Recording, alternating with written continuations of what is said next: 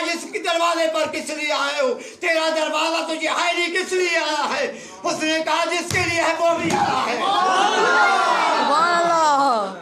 وہ بھی آیا ہے۔ اس نے جبریل امین نے کہا کہ وہ اس کے لیے آیا جس کے لیے دروازہ ہے وہ بھی آیا ہے۔ فرشتے نے کہا کہ اس کے لیے تو کھولا جائے گا۔ جبریل امین نے جب دروازہ کھٹکھڑایا، فرشتے خود نے کھولا اور میرے آقا حضرت محمد مصطفیٰ احمد مجتبیٰ صاحب کو آسمان کے اوپر جب چڑھایا تو حضرت ابراہیم علیہ السلام بھی ساتھ آیا۔